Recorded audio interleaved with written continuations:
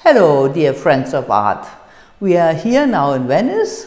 Just yesterday we set up this beautiful show, and now I want to give you a little guided tour to the show so that you know it's important to approach the reality, to come to my gallery in Venice, which is in the heart of Venice, just close to the theater La Fenice, and to see this wonderful show. The show is especially beauty, because it's called Visions of Beauty. We have so many horrible things in the world that I was wondering what could be a good title for my Jubilee show, because my German gallery is becoming 45 years old this year, and I thought we have to do something against all these horrible things, with climate, with wars, with horrible things. And I said, my artists are related to beauty, and this is my present to you. So we start, of course, with Fabrizio Plessi, the Venetian artist, which has put the mosaics of San Marco in his water-type videos and his moving videos. And from Fabrizio Plessi, the master in Venice, from these waves we come to the waves of Nam Joomo, the Korean artist. It's some sort of waves in gold, and it's wonderful and suitable absolutely to the work of Fabrizio Plessi. In between we have this nice work of Mohammed Qasim. He represented the pavilion of the United Arab Emirates in 2013, and his big theme are the directions. So these are coordinates of certain points in the world.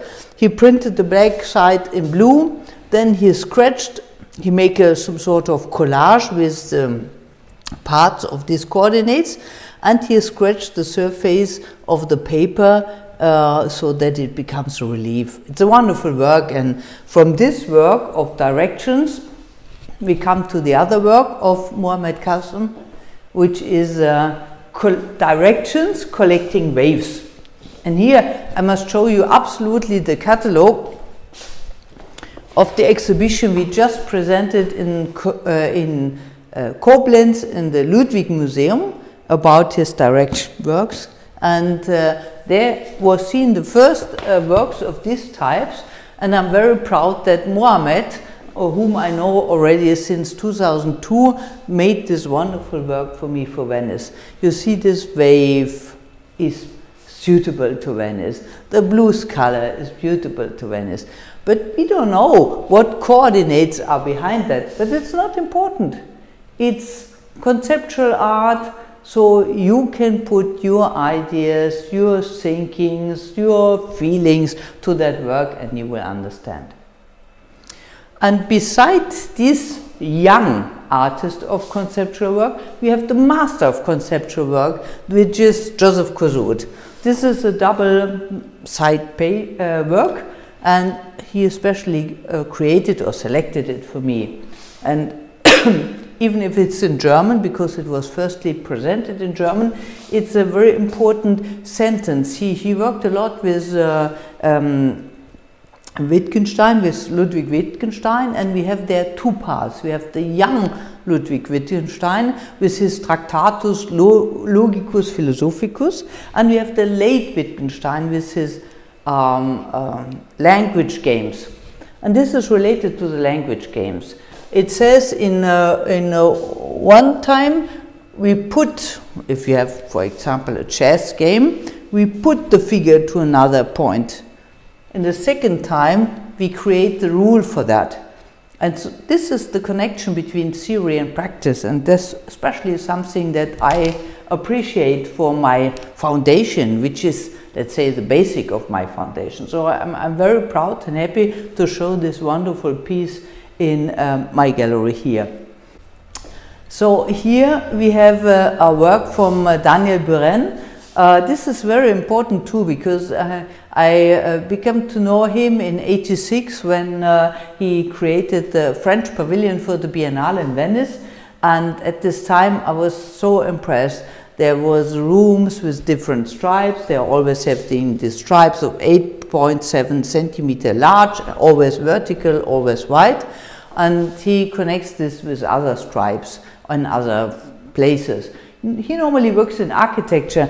And when I saw this, I was just 26 years old, and I didn't know anything about Daniel Böhring. I was too young, but I saw this and I was so impressed, and immediately I fall in love.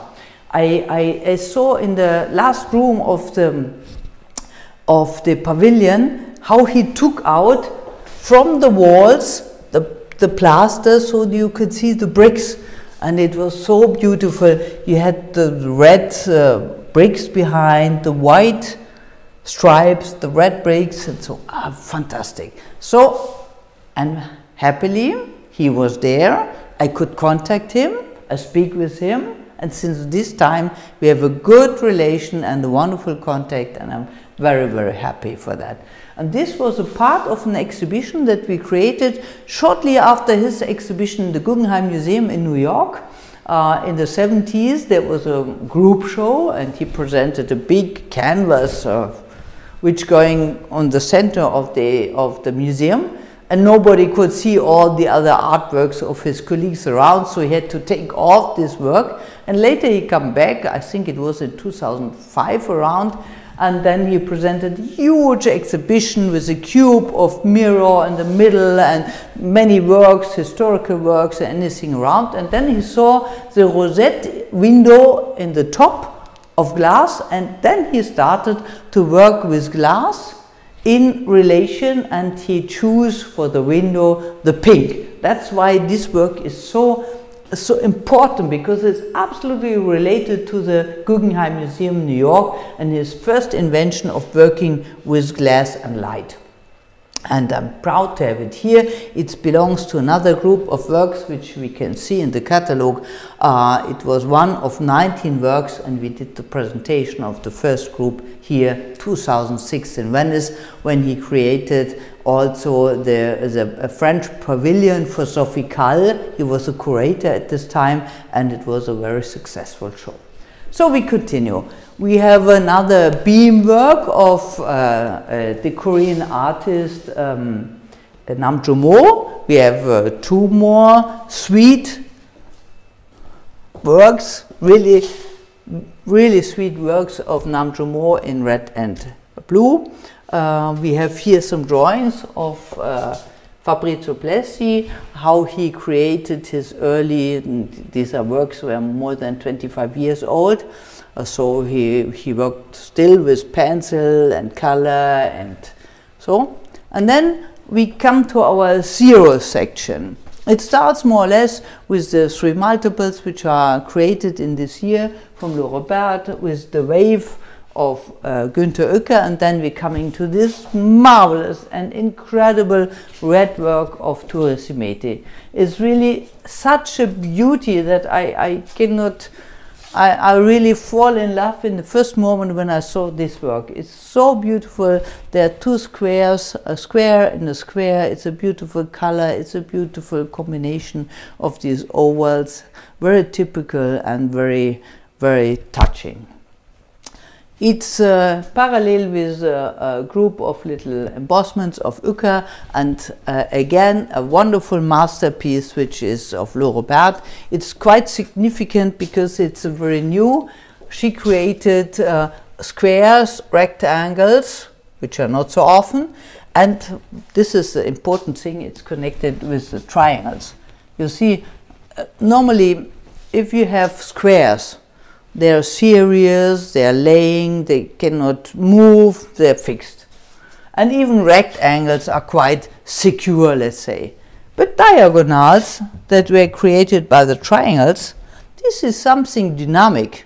And even so Mondrian thinks, oh, diagonals are not serious forms because they have to be straight. This gives a certain impression that makes this work, which looks so serious, some dynamics. And I think it's a very interesting new development of Le Robert that she shows here. Now we entering the room of Lorobert. We have here some of her multiples, new creations, but here this work is absolutely unique. Absolutely unique. It was finished maybe 2 days before we had the transportation for Venice, and it's so beautiful with this gold, with the squares of white, with the squares of black, the orange square, the gray square. It reminds to the floors in Venice, pavimenti veneziani, how you can say, but it's so nice. With here it's the profound, and it's coming out. Beautiful work, absolutely beautiful work. We are coming here from the gold to the square, golden squares. There are 7 squares actually, the golden, the white, the black, and the 4 corners. And here is another very recent work with gold and this wonderful color of salmone, and the gray one is a very exciting and very specific type of star that she created. We have some paperworks as well, and here I selected one which is not so recent. They are already 4 years old. They are created with Japanese paper painted in turquoise, quite suitable to my dress, and connected with gold leaves. And here she created something absolutely special, because here she cut out this angle and he folded it downstairs, and it looks like being sewed together. And she added some golden elements and some drawing and so on. But this idea to cut out something, fold it, so it's the same color but a little darker than the surrounding, is absolutely unique. And then she folded also the Japanese paper. She makes some marks, as you can see here, and she folded it in little squares to make an additional relief. And here we have the famous form of Venice, the quadrifoire, this 4 rosette, which is significant for all the Gothic architecture here in Venice. And here's some squares and triangles already connected, but in a different way. I think I could show you some beautiful new works here in Venice. I'd love to welcome you here. The exhibition will start on the 19th of April, but already the 2 days before we have some like happy hour from 5 to 7. So if you want to come by, if you're here for the Biennale preview, to have a little drink, to look at the artworks, to discuss with us, we are happy to welcome you. And the exhibition is going until the end of November, as long as the Biennale will continue. I'm very much looking forward to see you here, to welcome you, and thank you for coming.